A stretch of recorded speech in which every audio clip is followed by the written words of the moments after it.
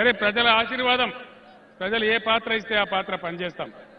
కానీ ఈనాడున్న కాంగ్రెస్ గవర్నమెంట్ ఒక్కటంటే ఒక్క హామీ కూడా అమలు చేయలే. చేసిన ఒక్క బస్సు హామీ కూడా కిరికిరిగా ఉన్నది తప్పితే అనుకున్న పద్ధతిగా లేదు.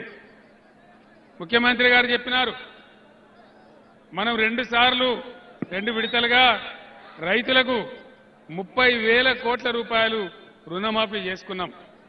అద్భుతంగా చేసుకున్నాం. అదేవిధంగా రైతు బంధు ఏ విధంగా వస్తా ఉండే, ఈసారి రైతు బంధు అందరికి వచ్చిందా? అందరికి రాలేదు కదా. ఎవరికి వచ్చిందో దేవునికే ఎరుక. ఇప్పుడు అది ఉంటుందో ఊడగొడతారో కూడా తెలియదు. రైతు బీమా కూడా ఉంచుతారో ముంచుతారో తెలియదు. కరెంటు మాయమైపోయింది. బ్రహ్మాండంగా ఉన్న కరెంటు మాయమైపోయింది. మిషన్ భగీరథ నీళ్లు అద్భుతంగా ఇంటింటికి వచ్చిన నీళ్లు అవి కూడా మాయమైపోయినాయి.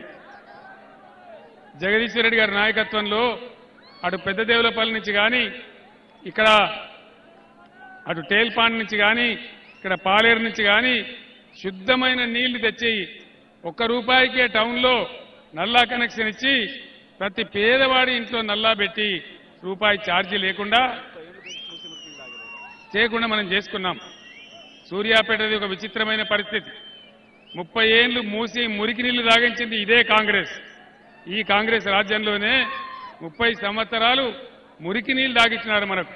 అది కూడా మీ అందరికీ తెలుసు. ఆ బాధలన్నీ పొడగొట్టి బ్రహ్మాండమైన పద్ధతిలో మనం అద్భుతమైనటువంటి మిషన్ భగీరథ తెచ్చుకున్నాం. దాన్ని కూడా నాశనం చేస్తా ఉన్నారు. అది కూడా నడిపేటువంటి పరిస్థితి లేదు.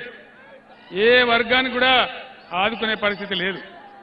కాంగ్రెస్ గవర్నమెంట్ వచ్చిన కాడి నుంచి 225 మంది రైతులు ఆత్మహత్య చేసుకుంటా ఉన్నారు.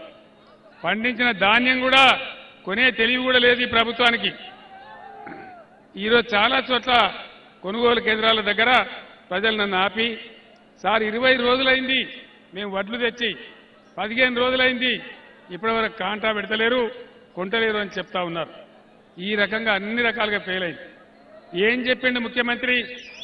మీరు పరిగెత్తుండ్రి, ఉరుకుండ్రి, కేసీఆర్ 1,00,000 మాఫీ చేసిండు కదా, నేను 2 లక్షలు మాఫీ చేస్తా, డిసెంబర్ 9 నాడు 10:30 గంటలకే మీ లోన్ మొత్తం కట్టేస్తా అని చెప్పినాడు.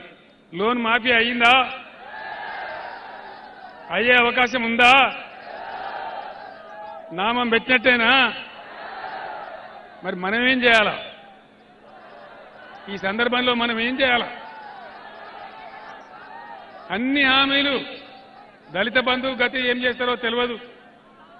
రైతు బంధు 5 ఎకరాలకే ఇస్తాం, 3 ఎకరాలకే ఇస్తాం, వ్యవసాయం చేసినోనికే ఇస్తాం.